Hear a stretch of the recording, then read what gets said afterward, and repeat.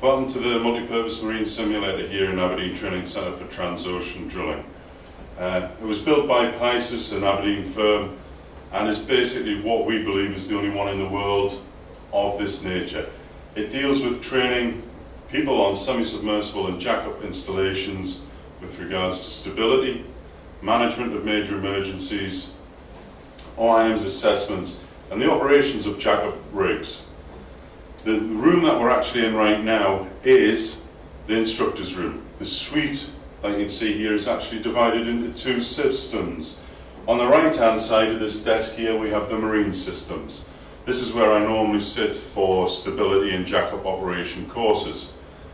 On the left hand side is a separate suite which basically deals with the fire and gas and emergency situations.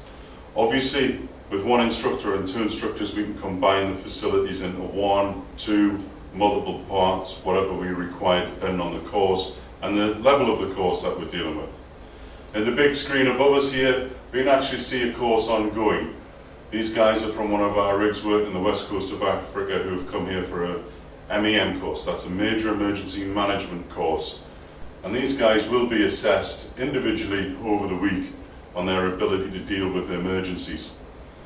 There are other two parts to this simulator. There's the external table, which is the actual platform which dynamically moves with the weather while they're on board. It also has digital sound input, lighting, etc. that we can use to simulate the various effects. And then separately for the OIM's assessment there is an observer suite. The observer suite is where the independent observer or our company managers can come and sit and watch the performance of myself and the guys on the courses.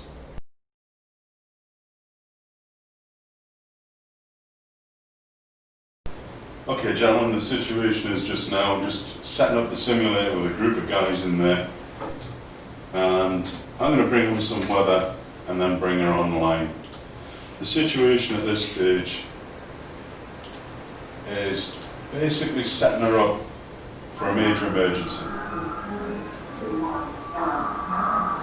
That's her online, the weather's taking hold of the vessel now, the guys are monitoring the situation. What I'm going to do is introduce to them a gas alarm and a fire alarm in an engine control room. What I'm looking for from these gentlemen is basically a response in an appropriate manner to the emergency that's presented itself. And what I'm doing is monitoring the response. These gentlemen have got a certain amount of things to do, to refer to get through this. And as we go through it, what I will do is introduce another element. I'm going to release the halon into that space. The halon being the fire extinguisher. That gives something for the team to think about. It's going to release in 1 minute's time. It's counting down now. As we do this, we continue to run. The rig is acting against the weather. She's trimming port aft. Give them something else to think about. I'm going to introduce a leak now into the port pump room. What I'll do is set up the leaking system, and what I'll do is introduce seawater.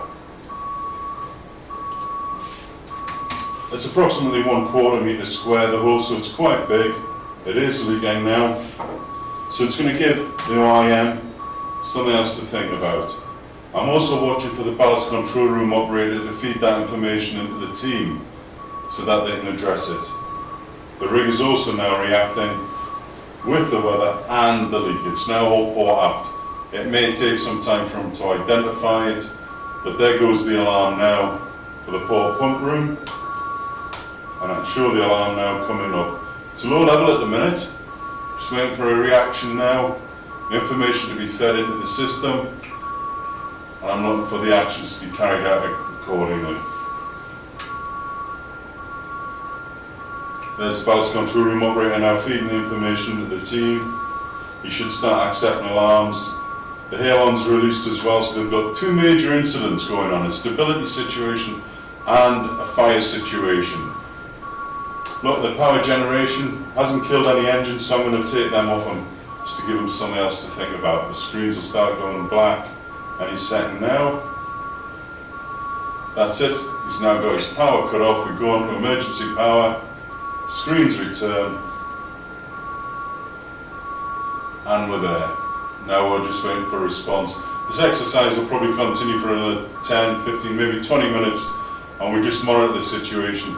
If things go right, and get himself out of this situation. If things go wrong, we're going to have a catastrophic failure of the rig.